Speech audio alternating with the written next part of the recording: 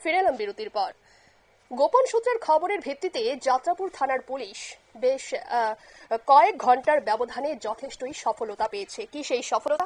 সোমবার সকাল 10টায় যাত্রাপুর থানার ওসি স্মৃতি কণ্ঠবর্ধন তিনি জানান যে 31 আগস্ট সন্ধ্যা রাতে থানা এলাকার সীমান্ত গ্রাম পঞ্চায়েত নির্ভয়পুরের রাবার বাগা থেকে 2 প্যাকেট 8 কেজি শুকনো গাঁজা উদ্ধার করে। তবে কাউকে গ্রেফতার করা সম্ভব হয়নি, কিন্তু এর মালিককে তদন্ত চলছে এমনটাই জানান ওসি।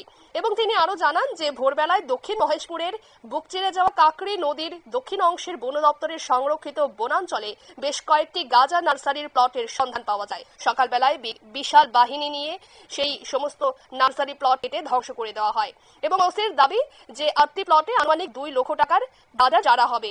এ ব্যাপারে আরো বিস্তারিত তিনি কি জানিয়েছেন শোনাবো।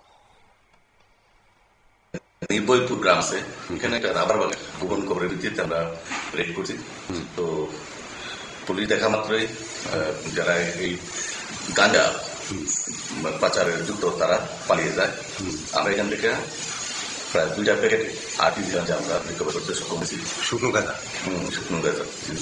তো সক্ষম হয়েছি এবং এগুলো আমরা আইনগত দেখছি এবং আমরা এটার উপরে একটা এনকোয়ারি নিচ্ছি। পাশাপাশি গাঁজা বিরোধী এবং নেশা বিরোধী অভিযান হিসেবে আমরা কালকে সকাল থেকে আমরা কিছু গাঁজা চারা যেখানে আছে নার্সারি, এগুলো আমরা টোটাল 12টা ফ্লোটে আমরা প্রায় 2 লক্ষের মতো আমরা গাঁজা চারাগুলো আমরা ধ্বংস করতে সক্ষম হয়েছি।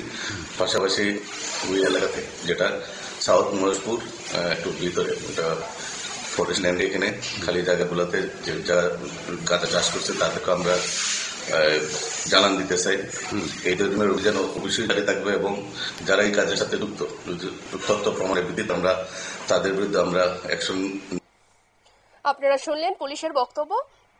তিনি জানালেন যে আরক্ষা দপ্তরের ঊর্ধ্বতন কর্তৃপক্ষের নির্দেশকে মান্যতা দিয়ে আগামী দিনেও এই জাতীয় অভিযান অব্যাহত থাকবে বলে তিনি জানালেন এবং সকালবেলায় বহু চড়াই উতরাই পেরিয়ে নির্দিষ্ট জায়গায় নির্বিঘ্নে গাঁজার নার্সারি প্লট ধ্বংস করা হবে বলেও জানান। এর সাথে এখানে যারা যুক্ত রয়েছে তাদেরকেও তিনি আটক করবেন বলে এমনটাই কিন্তু জানিয়েছে। নিয়ে নিচ্ছে ছোট্ট একটি বিজ্ঞাপন বিরতির সঙ্গে থাকুন।